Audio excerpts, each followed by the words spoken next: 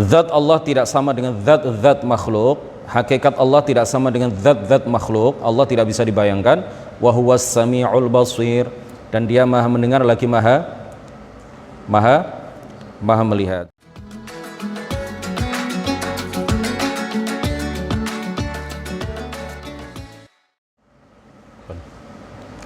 Assalamualaikum warahmatullahi wabarakatuh.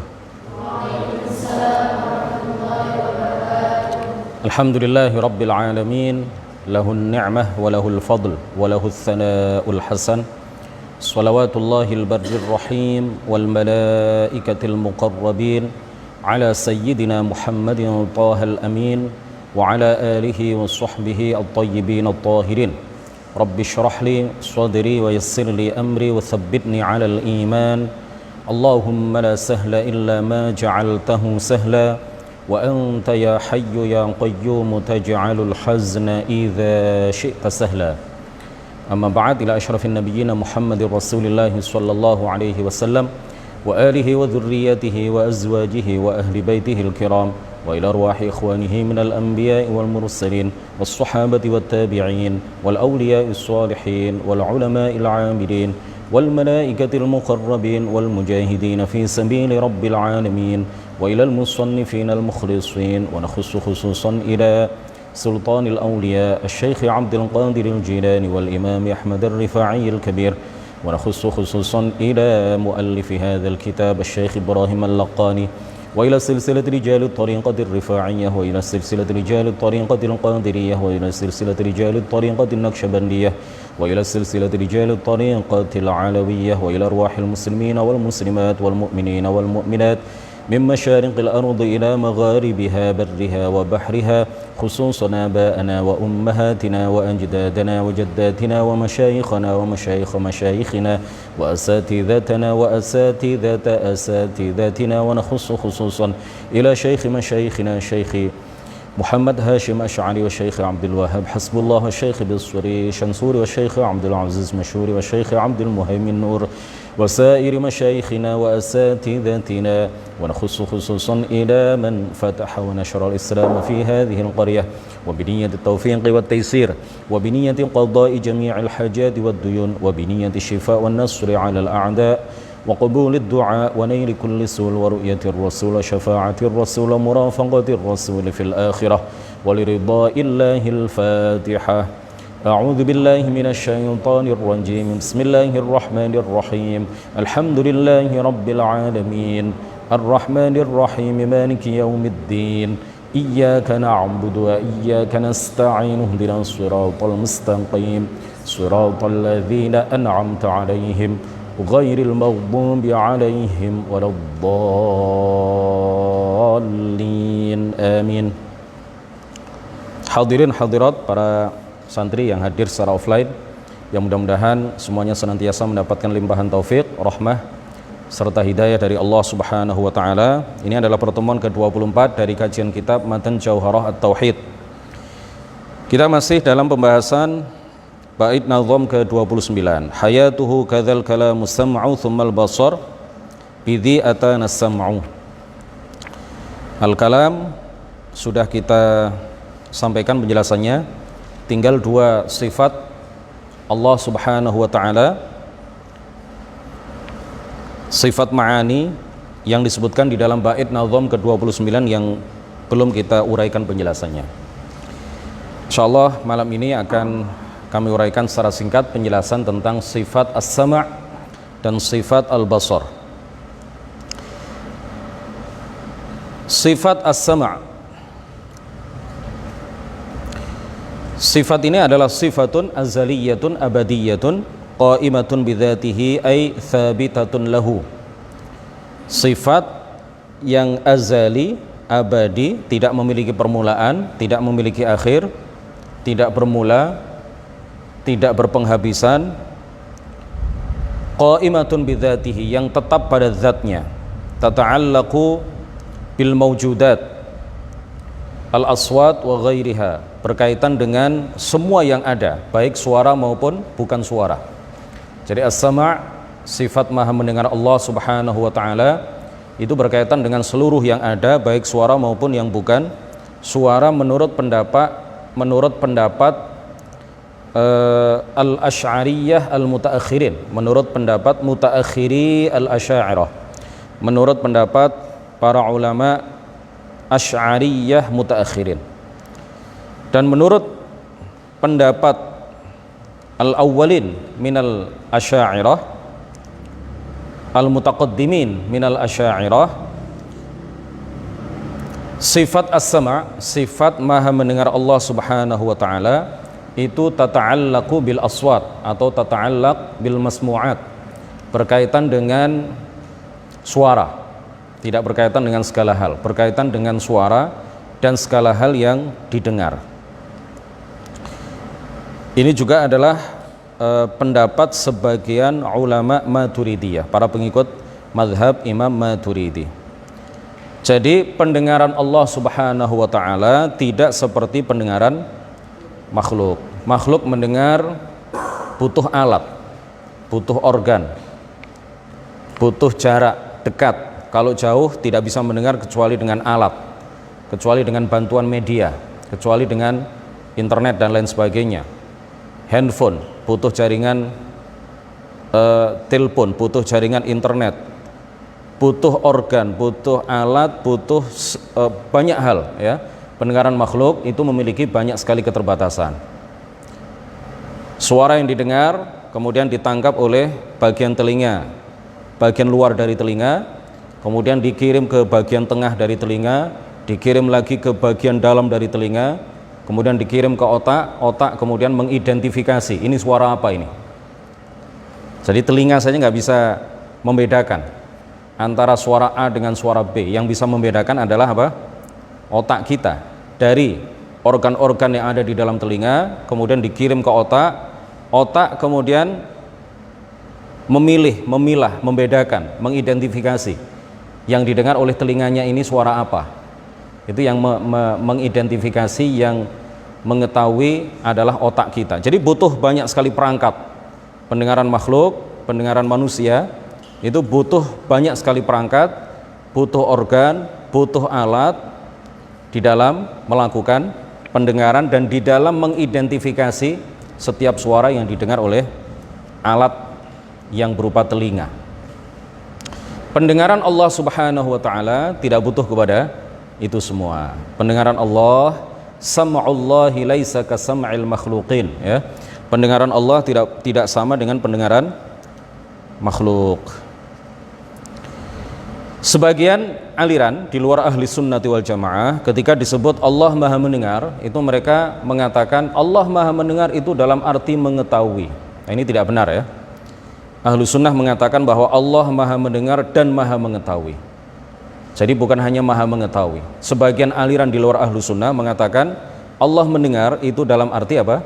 Mengetahui. Ini tidak benar. Kalau seandainya sifat maha mendengar Allah itu diartikan hanya mengetahui, niscaya kita ini lebih sempurna daripada Allah, dan itu mustahil.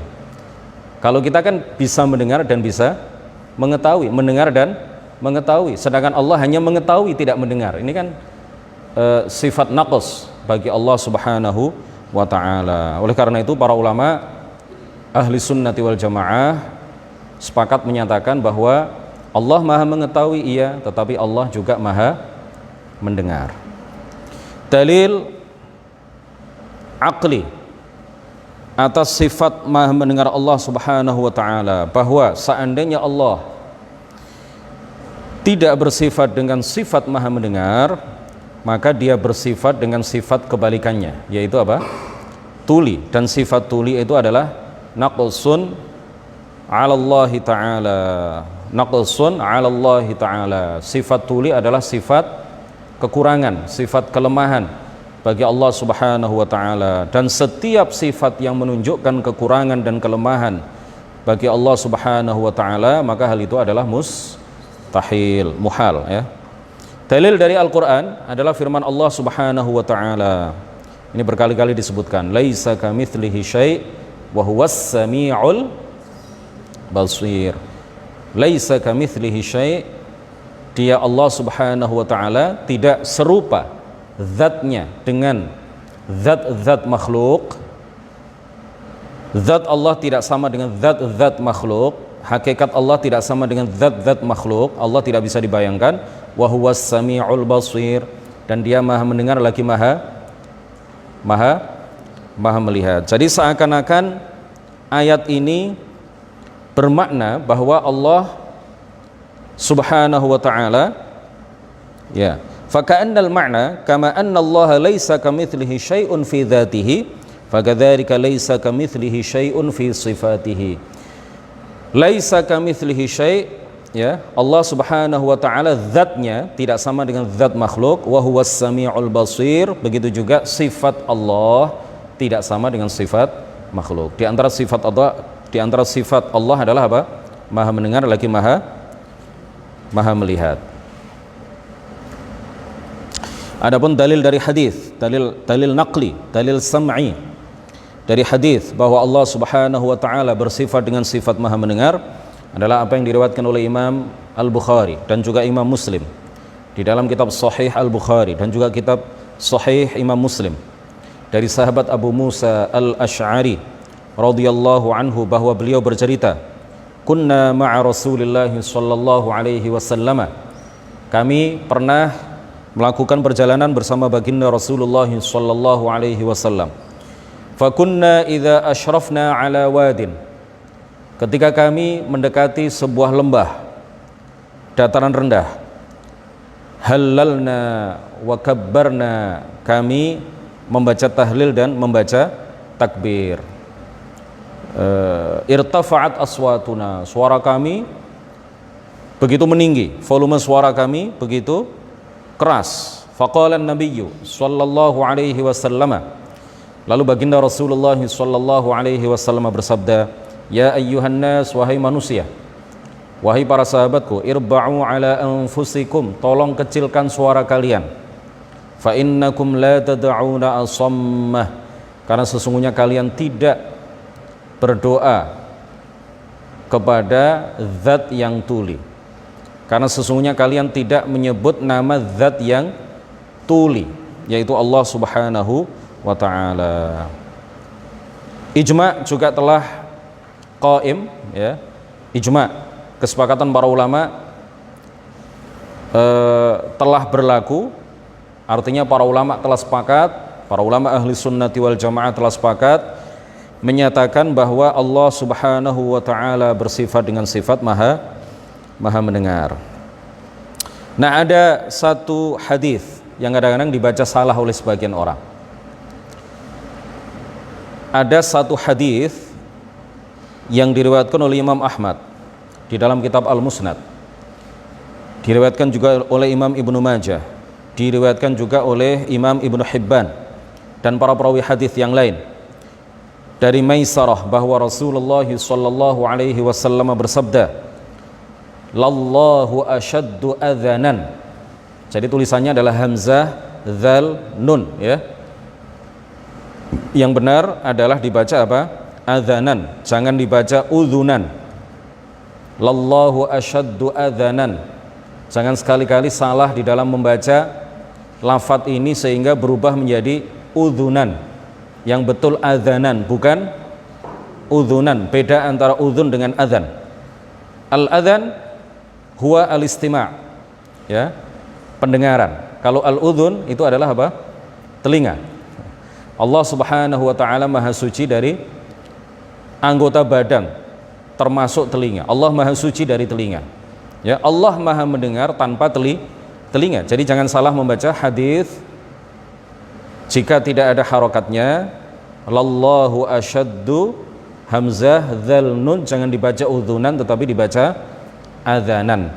Lallahu asyaddu adzanan. Hadisnya bunyinya seperti itu.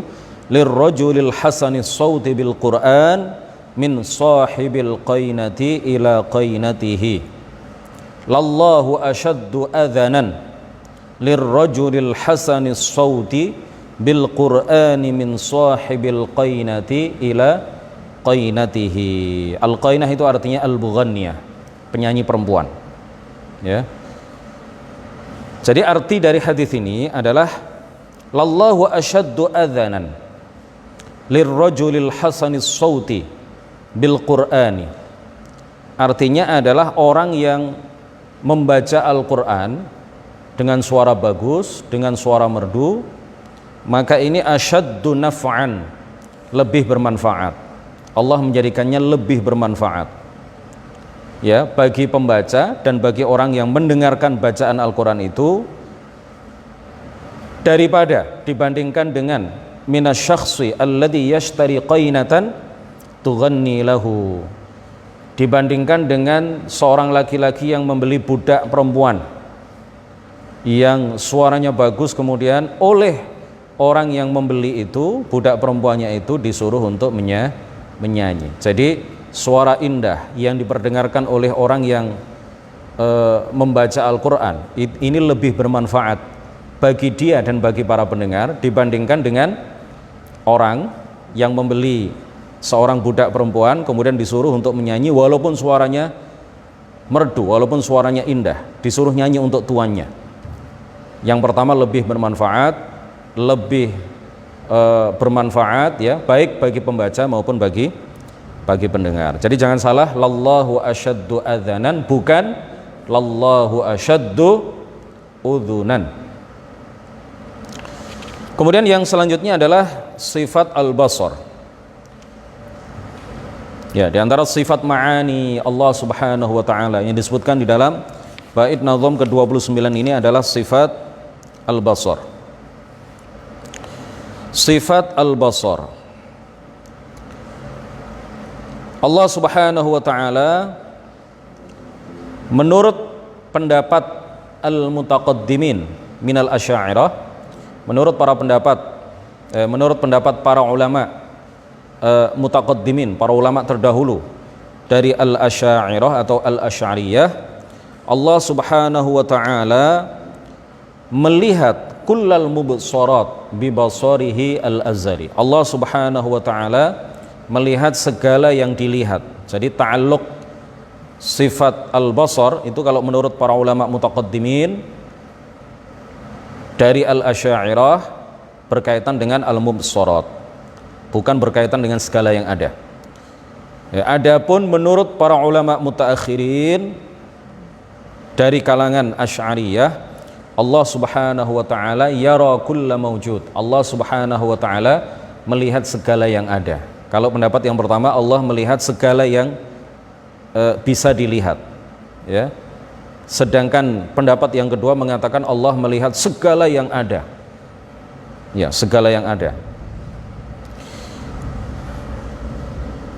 Nah, sifat penglihatan Allah Subhanahu wa taala, sifat Maha mendengar Allah Subhanahu wa taala, ya, ini keterangan yang panjang, kalau mau dirincikan sangat panjang keterangannya dan mungkin kita nggak mudeng, ya, pembahasan ini apakah berkaitan dengan al-mubsarat atau berkaitan dengan kul maujud atau kullal maujudat. Ini pembahasan panjang yang rinciannya nanti insya Allah dijelaskan di kitab-kitab yang lebih besar atau dalam kesempatan yang lain.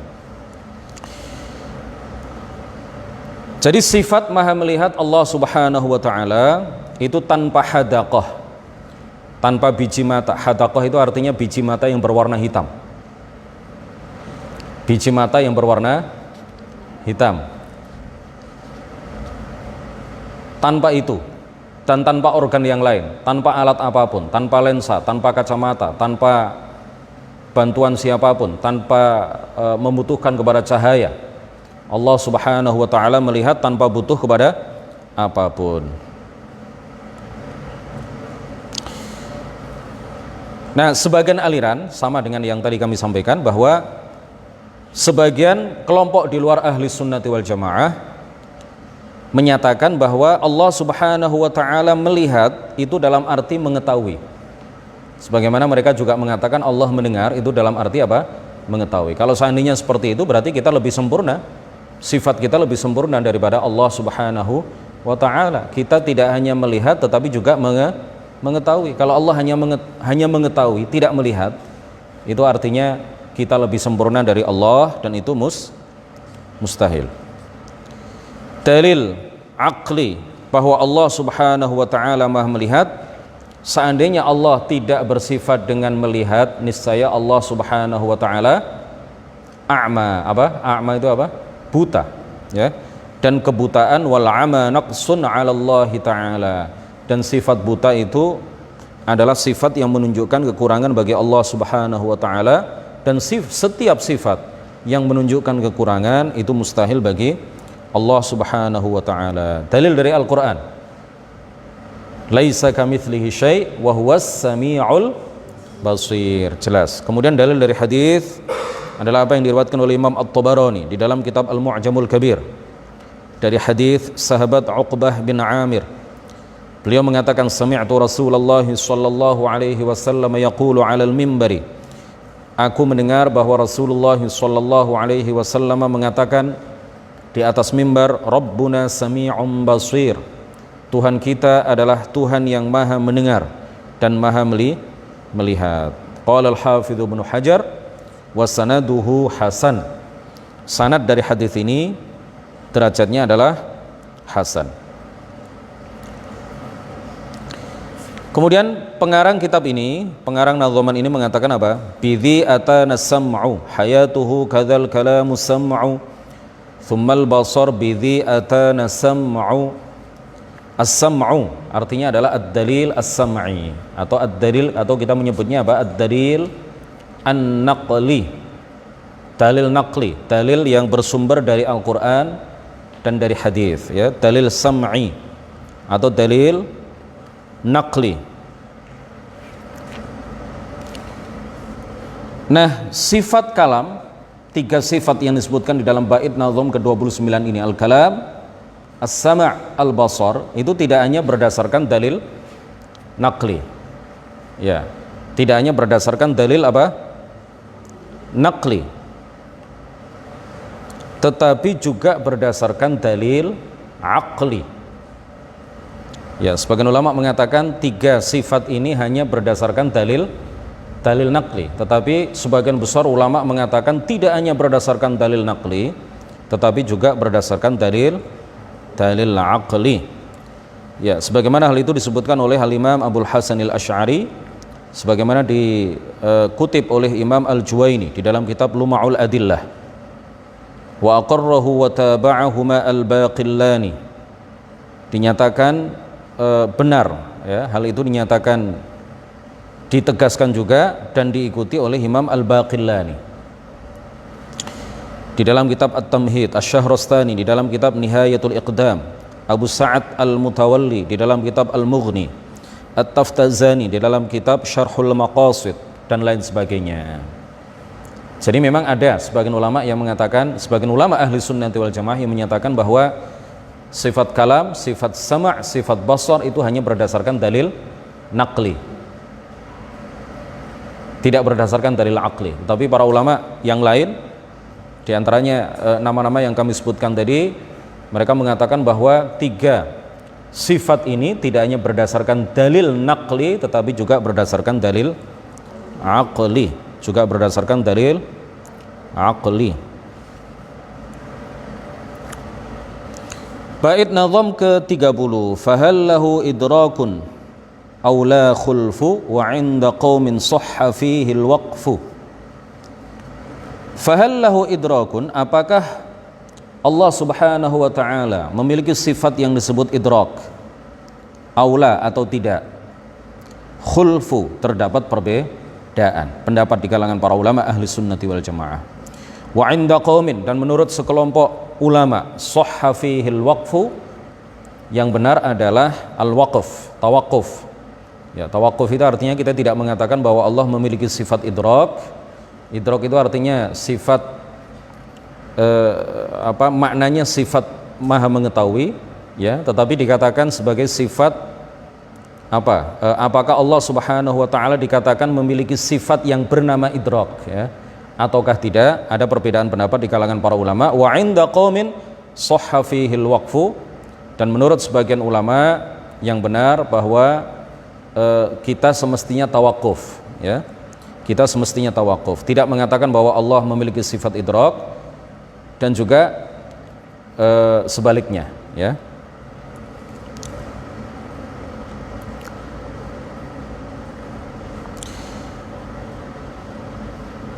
Walamma athbatna, di sebagian kitab syarah Jauhar at-Tauhid dikatakan walamma athbatna bil adillatil aqliyati wan naqliyati kaunahu ta'ala sami'an bima'na annahu mudrikun kulla syai' bisam'ihi bila alatin. Ketika telah kami sebutkan, telah kami tegaskan, telah kami tetapkan dengan dalil-dalil aqli dan naqli bahwa Allah Subhanahu wa taala Maha mendengar, dengan makna bahwa ia mengetahui segala sesuatu dengan pendengarannya tanpa alat apapun, basiran bima'na annahu mudrikun kulla syai'in bibasarihi bila alatin. Ketika telah kami tetapkan bahwa Allah Maha melihat dalam arti bahwa ia mengetahui dan melihat segala sesuatu dengan penglihatannya tanpa alat, tanpa organ, tanpa perangkat, tanpa alat apapun, fa'alam anna Allah ta'ala yudriku ay ya'lamu jami'al mudrakati allati yudrikuhal khalqu. Ketahuilah bahwa Allah Ta'ala mengetahui segala hal. Ya, Allah Subhanahu wa Ta'ala mengetahui segala hal. Min tu'umin, yang berupa rasa. Allah Maha mengetahui seluruh rasa. Wa rawaiha, dan Allah mengetahui seluruh bau. Walinin wa khusyunatin wa hararatin wa burudatin, Allah mengetahui segala lin, ya, yang hal-hal yang bersifat dengan lembut, ya. Wa khusyunatin, dan kasar, wa hararatin, dan panas, wa burudatin, dan dingin. Nah, jadi dalam masalah idrak ini, hallahu idrakun, apakah Allah Subhanahu wa taala memiliki sifat yang disebut idrak, ya. Para ulama ahli sunnati wal jamaah berbeda dalam masalah itu menjadi 3 kelompok, ya. Para ulama ahli sunnati wal jamaah terbagi menjadi 3 kelompok di dalam menyikapi apakah Allah Subhanahu wa taala memiliki sifat yang disebut sifat idrak ataukah tidak. Kelompok yang pertama adalah muthbitun, kelompok yang menyatakan bahwa Allah memiliki sifat yang disebut sifat idrak. Kemudian yang kedua adalah nufat, kelompok yang menafikan, meniadakan, yang tidak sependapat dengan kelompok yang pertama. Kelompok yang kedua ini menyatakan bahwa Allah tidak memiliki sifat yang disebut sifat idrak. Cukup kita mengatakan bahwa Allah Maha mengetahui, Allah Maha mendengar, Allah Maha melihat, ya. Tidak perlu kita menyatakan bahwa Allah memiliki sifat idrak. Kemudian yang ketiga adalah wa mutawaqqifun, ya, para ulama yang tawakuf, tidak bersikap, tidak mengisbat dan tidak menafikan, tidak menetapkan dan juga tidak meniadakan, tawakuf, tidak berpendapat.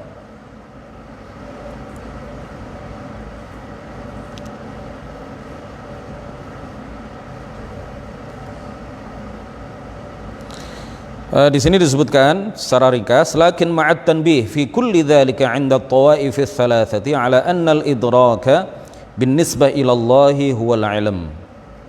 Ya, menurut 3 kelompok yang berbeda pendapat tadi, semuanya menyatakan bahwa al-idrak dalam masalah ini adalah sama artinya dengan al-ilm. Fakama yuqal, cuma mereka berbeda pendapat apakah kita menetapkan sifat yang bernama idrak ini bagi Allah Subhanahu wa taala. Kalau semuanya menyatakan bahwa Allah Maha mengetahui, iya. Allah Maha mengetahui, iya, jelas itu kan? Ya, seluruh umat Islam berkeyakinan bahwa Allah Subhanahu wa taala Maha mengetahui. Fakama yuqal Allahu ya'lamu ar-rawaiha wat-tu'uma biduni alatin, kadzalika yuqalu Allahu yudriku ar-rawaiha ay bila alatin. Jadi ketika kita mengatakan Allah Maha mengetahui, ya, dengan menggunakan redaksi ya'lamu, Allah Maha mengetahui seluruh rasa dan bau tanpa alat, begitu juga kita mengatakan Allahu yudriku dengan menggunakan redaksi yudriku ar-rawaiha ay bila alatin.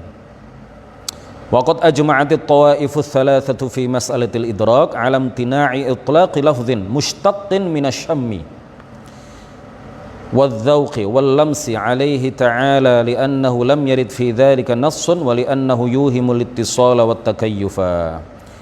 Ya, kemudian perlu digarisbawahi bahwa 3 kelompok yang kita sebutkan tadi, baik kelompok yang muthbitun atau kelompok yang nufat atau kelompok yang mutawaqqif, ya, mutawaqqifun, itu semuanya sepakat menyatakan bahwa tidak boleh menisbatkan atau menyebut lafadz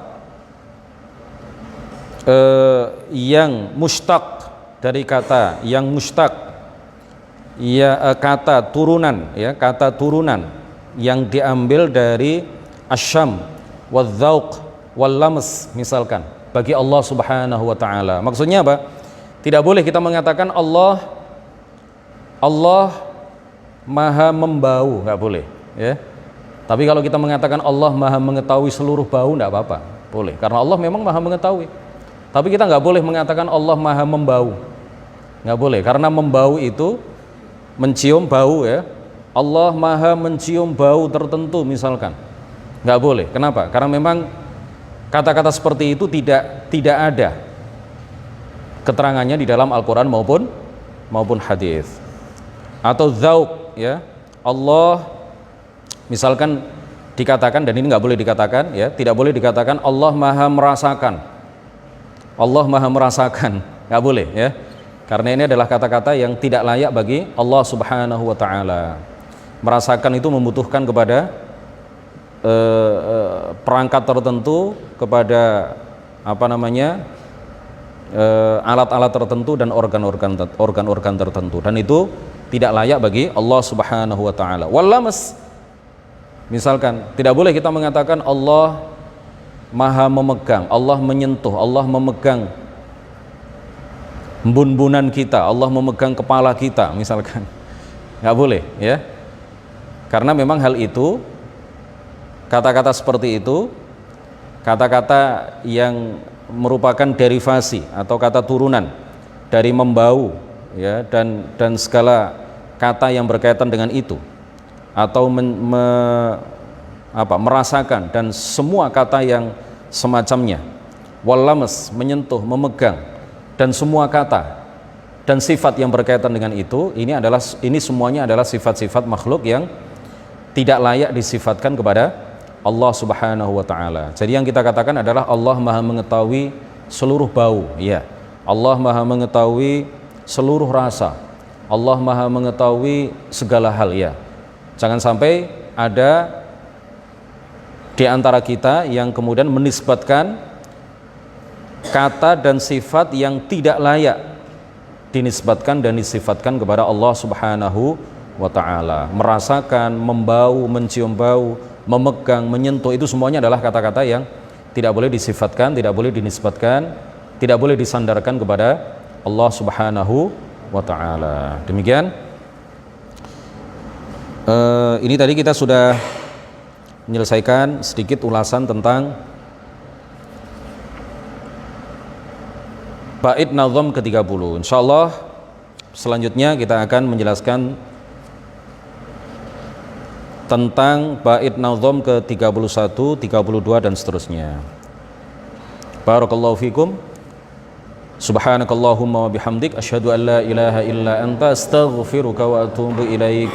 La ilaha illallah. Allahumma salli ala sayyidina Muhammad wa ala alihi wa sahbihi wa sallim. Rabbi ighfirli wa liwalidayya wa lil mu'minina wal mu'minat. Wallahul muwaffiq ila aqwamit thariq. Wassalamu alaikum warahmatullahi wabarakatuh.